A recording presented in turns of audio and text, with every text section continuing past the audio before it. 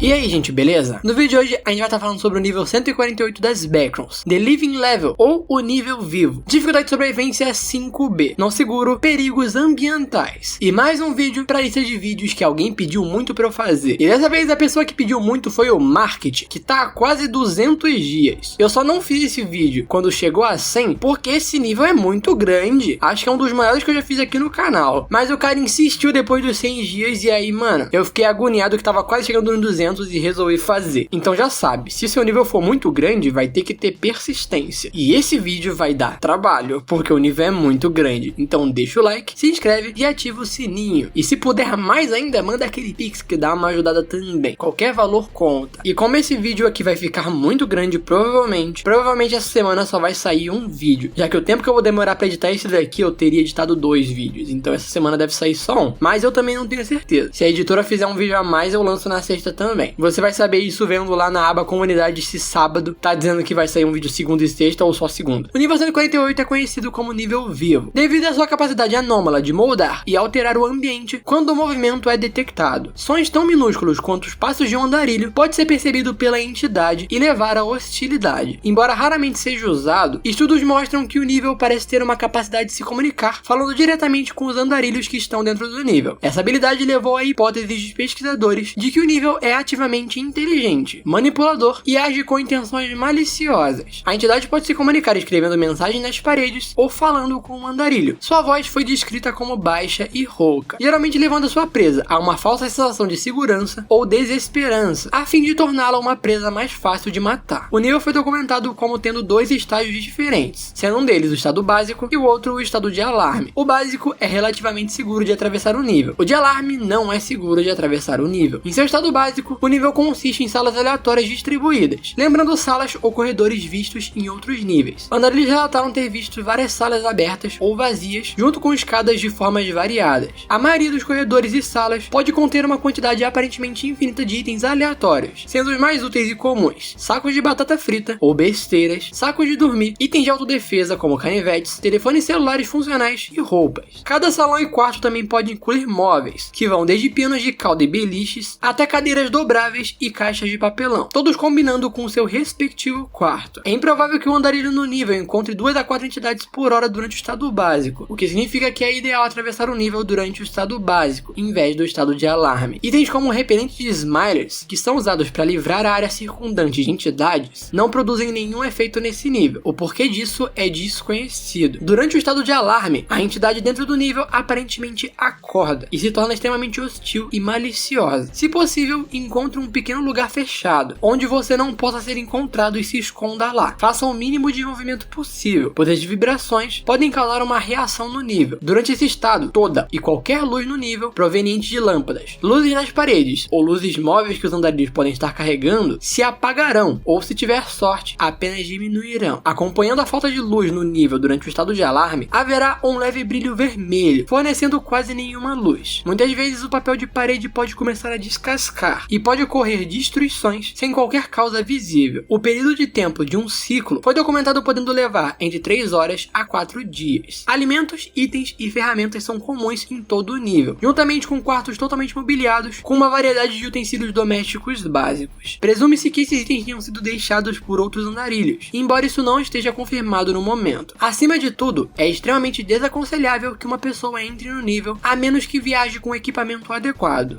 Que interessante. O nível, como o nome diz, é um nível vivo, parecido com o nível 68, mas de uma forma até mais ativa. Interessante, eu gosto dessas ideias de níveis vivos. E eu acho que a gente não viu nenhum desde o nível 68, né? Como confirmado anteriormente, o nível é uma entidade própria, capaz de comer, dormir, caçar, sentir dor e se comunicar. O nível é responsável por todas as armadilhas que existem no nível durante o estado de alarme, pois é quando a entidade está acordada. Embora cada corredor e sala seja tecnicamente parte do nível, geralmente não é considerado parte do nível durante o estado básico. O mais estranho dessa entidade é o seu método de se comunicar. Mesmo quando ela está dormindo, ela é subconscientemente capaz de se comunicar com andarilhos, escrevendo nas paredes ou falando em linguagem humana. Testes foram realizados com agentes bilíngues do MEG, que revelou que a voz falará na sua língua nativa. O teste envolveu 2 agentes que falavam 2 línguas diferentes. Um era falante nativo de espanhol e o segundo era falante nativo de russo, para ver o que aconteceria quando a entidade falasse com eles. Para sua surpresa, ambos os agentes ouviram traduziram simultaneamente em suas línguas nativas. Outros testes provaram que andarilhos analfabetos, que não fazem comunicação verbal e ou que são surdos, experimentam resultados estranhos. Pessoas analfabetas nunca terão a experiência de receber escritas nas paredes, já que elas não sabem ler. Em vez disso, estarão sujeitos apenas à comunicação vocal. Pessoas que não fazem comunicação verbal ou que são surdas vivenciam o oposto. Apenas comunicação escrita nas paredes aparecerão. Pessoas analfabetas e não verbais não terão nenhuma comunicação. Pessoas cegas experimentarão o contato físico de 6 supostos dedos que batem na pessoa em braille, mesmo que o andarilho não conheça braille, por incrível que pareça. Outros testes ainda não foram realizados. Também é possível manter uma conversa completa com o nível, mas as conversas geralmente duram pouco. O nível também pode criar fugas falsas em formas de mímicos, que se não forem bem estudados, podem causar ferimentos aos andarilhos. Essas fugas falsas terão a aparência de uma porta e uma placa em cima escrito saída. Ao entrar, a porta se fechará e o mímico consumirá o andarilho. Em termos de hostilidade, o nível é muito hostil a qualquer vibração que o nível possa sentir, mas presume-se que o nível não tenha visão, porque suas próprias armadilhas podem ativar outras armadilhas, e alguns ataques podem não ocorrer no local da vibração exata. Devido ao nível ser um organismo vivo, os pesquisadores têm a hipótese de que pode ser que ele possa morrer. Quando as paredes são danificadas, o nível pode sangrar, o que se confirma sair uma matéria orgânica semelhante a sangue. E se for ferido quando está adormecido, o nível automaticamente entrará no seu estado de alarme. Estado de alarme geralmente dura menos tempo, mas não é recomendado ativá-lo propositalmente. Também foi confirmado que o nível respira e também produz resíduos na forma de pilhas altamente ácidas de ossos e carne. As paredes são extremamente espessas e nenhuma tentativa de romper ainda mais a pele da entidade foi feita devido a condições perigosas, deixando desconhecida a biologia da entidade. Armadilhas do nível. As armadilhas do nível são reações hostis que o nível pode ter em respostas às vibrações durante o estado de alarme. As armadilhas são projetadas na intenção de matar qualquer pessoa no nível, mas a fuga é possível, desde que se conheça os métodos adequados explicados abaixo. Os possíveis efeitos incluem mudanças ambientais, alteração no ambiente, gases nocivos, aparecimento súbito de entidades prejudiciais ou efeitos que alterem a mente e o corpo. A inundação. A inundação tem 2 resultados possíveis. No primeiro, a inundação parece engolir qualquer que seja o tamanho do corredor. As ondas foram registradas chegando a 112 km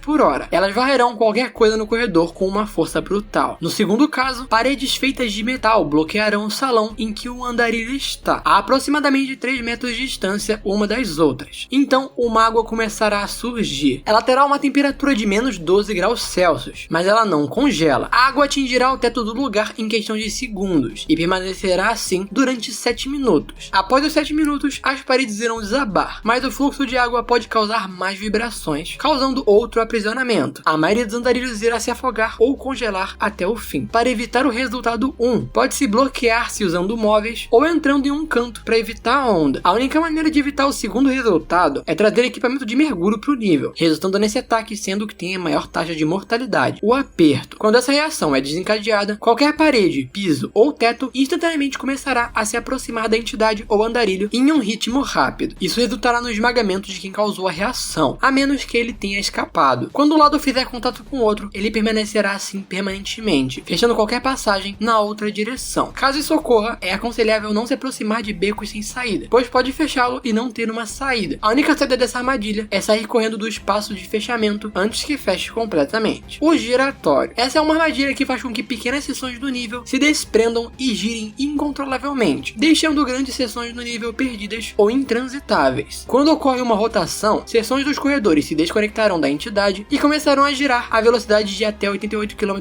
por hora. A consistência entre todos os giratórios é que eles têm um ponto de conexão, ou um eixo a qual a seção do salão é fixada. Localizar esse ponto de conexão é crucial, pois é o único ponto estável da plataforma. Os andarilhos presos em uma seção giratória do nível serão atirados violentamente contra as paredes, ou arremessados para a área vazia. Infelizmente, andarilhos presos na seção giratória nunca escaparão, devido aos movimentos de rotação em velocidades altas da seção. Este, no entanto, não apresenta maior taxa de mortalidade, devido à sua escassez e à possibilidade de sobreviver ou escapar facilmente. Telecinésia e problemas físicos /mentais. Quando ocorre uma armadilha de telecinésia, também ocorre um problema de uma lista de problemas físicos ou mentais. Estes incluem, mas não estão limitados a visão turva, falência de órgãos, falência muscular, memória apagada, convulsões, alucinações, cegueira, entre outros. Quando as vibrações são detectadas e uma armadilha de telecinésia é usada, muitas mudanças físicas podem ocorrer em um raio de quase 800 metros. Recentemente, andarilhos do nível 148 relataram a queda do chão e, subsequentemente, a abertura do vazio. Objetos aleatórios sendo apanhados e voando diretamente no andarilho em alta velocidade, e pedaços de parede ou teto caindo ou sendo jogados na coisa que acionou, entidade ou andarilho. A melhor maneira de se proteger é usando qualquer objeto que encontrar. Um colchão de uma cama funcionará melhor, mas se o item não estiver disponível, até mesmo impressoras encontradas no nível podem fazer a diferença entre a vida e a morte. Você usará esses itens para se proteger contra os projéteis lançados contra você. Outra opção é fugir dos objetos grandes e entrar em um espaço mais aberto, para ficar mais fácil de esquivar. Enxame de entidades. Quando ocorrer um enxame de entidades, saia o mais rápido possível. Esse de longe é o evento mais perigoso durante o estado de alarme. Não sei se concordo com isso, mas tá bom. Até 25 entidades OX aparecerão de repente por meios desconhecidos, geralmente fora de vista, e matarão instantaneamente qualquer coisa próxima. Essas entidades parecem ser muito mais agressivas e muito mais inteligentes. Quando ocorre um enxame de entidades, não surte. A maneira mais fácil de fugir é primeiro tirar os sapatos. Isso reduzirá o som que você produz e diminuirá a chance de ser visto. Em segundo lugar, tire qualquer itens ou roupas que reduzam sua velocidade. Quando ambas as etapas forem concluídas, execute o escape mais facilmente acessível, assumindo que não esteja bloqueado por uma entidade. Se estiver bloqueado, siga uma rota alternativa e desvie das entidades e busque uma saída. É engraçado porque esse em específico me lembra algo. Me lembra o nível exclamação. Não lembra vocês? Foi dito que durante o estado de alarme, o nível fica um pouquinho mais vermelho. E alarme era exatamente o que acontecia no nível exclamação. Uma horda de entidade seguindo você?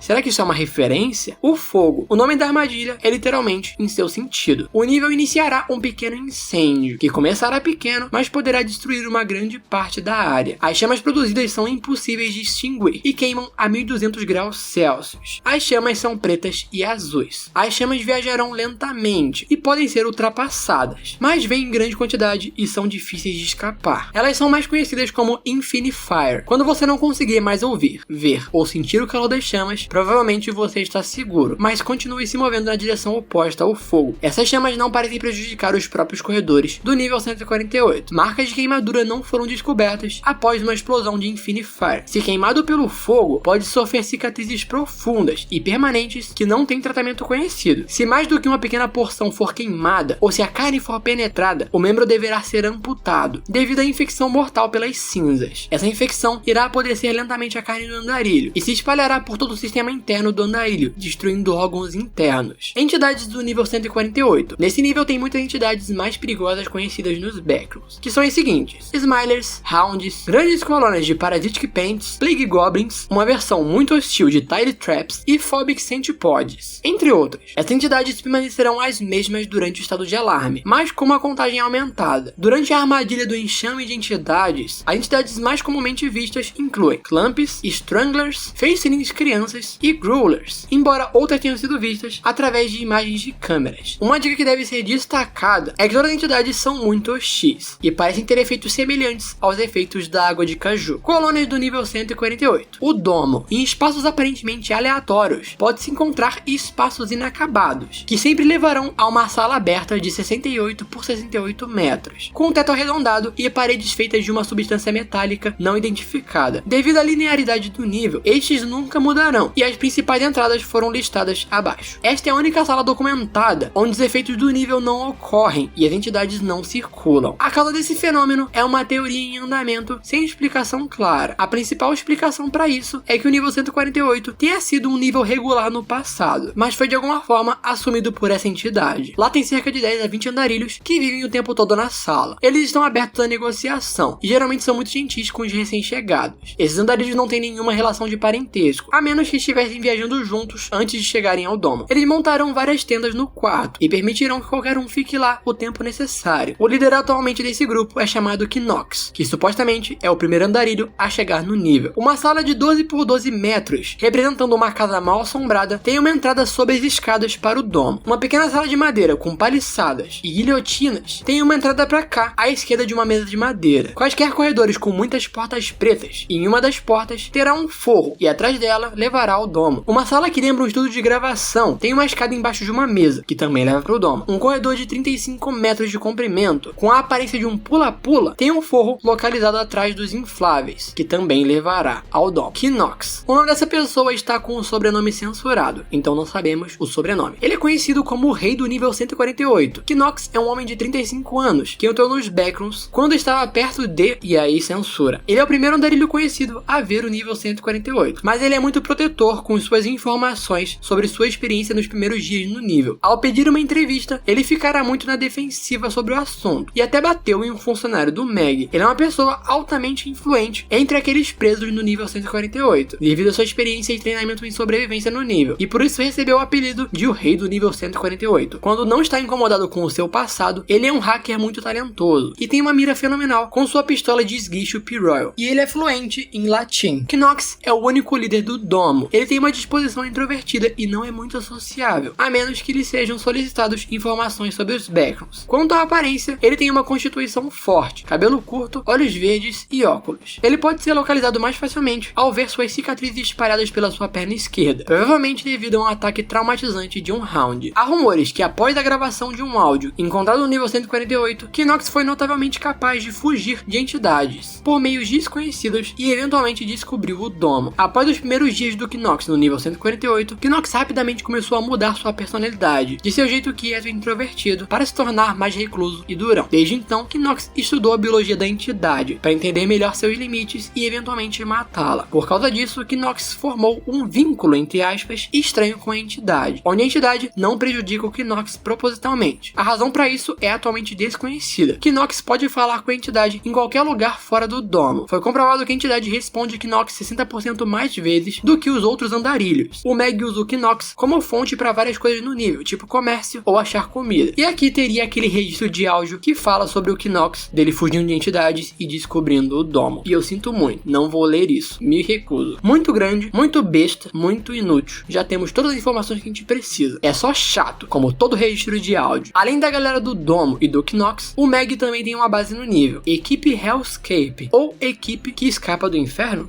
Não sei como traduzir isso. O time Hellscape é um grupo de cerca de 10 agentes do Meg, liderada pela Elizabeth Parker, que sai e entra do nível 148 no clipando por um espelho de bronze que conecta o nível 148 ao nível 365. O objetivo dessa equipe é estudar a biologia da entidade, bem como fazer exames regulares do domo e de seus residentes. As viagens podem durar várias horas ou até 2 semanas. Essa equipe é amigável e ajudará todos os andarilhos a sair do nível 148 se tiver disponível. Entradas para o nível 148. Aviso: nenhuma tentativa de entrar nesse nível deve ser tentada sem autorização do Meg ou equipamento adequado. A maneira mais comum de entrar no nível 148 é no clipando o chão de qualquer sala do tipo porão, mas, mais uma vez, não tente acessar esse nível se não estiver preparado. A entrada também é possível abrindo qualquer porta pelos Backrooms. Foram ouvidos 17 relatos sobre isso e são extremamente raros, embora se pense que viajar entre níveis muito rapidamente poderá levá-lo até aqui. Outras entradas mencionadas são vagando por certas direções por mais de 1 hora no nível 105, entrando em alguns alçapões no nível 151, entrando no espelho alto de bronze no nível 365 ou ser pego trapaceando no nível 345. Saídas do nível 148. A principal saída desse nível é no-clipando para qualquer nível em que o no-clip seja possível. Acho que ficou meio confuso de entender, mas eu explico. Sei lá, digamos que no-clipar em uma madeira levará a um nível específico. Então a melhor maneira de sair desse nível é fazendo algo do tipo: ah, se você no-clipar em uma luz, você vai para tal nível. Então a melhor maneira de sair desse nível é fazendo isso. Porém, não é possível fazer no-clip nesse nível propositalmente. Apenas no-clips acidentais são capazes de fazer você sair do nível. E isso faz com que os andarilhos fiquem presos no nível por meses sem escapar. Outras saídas possíveis incluem conseguir se recuperar de uma queda no vazio, que levará ao nível 166, no-clipar em um espelho de bronze alto, que levará ao nível 365, segurar um saco de pipoca, que levará ao nível 68, uma sala com água verde e lama, levará ao nível 76, e corredores compridos com substâncias carnudas, levará ao The Hive. Aqui umas observações importantes. Primeiro, se for entrar nesse nível, leve um saco de pipoca, óbvio. Segundo, lembra que foi dito que a líder do grupo do Meg sai e entra no nível através de um no-clip por um espelho de bronze? Essa saída é bem especificada ali, mas tem aquela parada de que no-clips não são possíveis de fazer de forma intencional no nível. Então, provavelmente, por essa saída existir, esse deve ser a única exceção à regra. Segundo, a descrição da saída do nível 66 mostra que esse nível foi feito na época que o nível 66 ainda era o nível 66 antigo, que era um pântano. Afinal, tem referência a água verde e lama, que é coisa de pântano. Porém, o nível 66 ele foi reescrito, então essa saída provavelmente não se aplica mais ou tenha que ser atualizada. No caso, uma saída nova que leve ao nível 66 novo. Tipo, sei lá, entrar em corredores que parecem aquários, já que o nível 66 novo novo agora é um aquário. E tem vídeos dos dois níveis 16, tanto o antigo quanto o novo no canal, caso queira ver. Além disso, também é dito sobre a saída do The Hive. A gente tem um vídeo do The Hive no canal, mas esse nível é muito antigo. Tá sendo reescrito e até agora não foi reescrito. E cara, nossa senhora, nível grande. Mas ainda tem umas observações que eu queria fazer. Primeiramente, sobre a parte da comunicação que o nível faz com as pessoas. Como ele se comunica com pessoas cegas, surdas, analfabetas e tal. Eu queria adicionar um comentário sobre isso. Assim, já me fizeram perguntas nesse estilo no canal.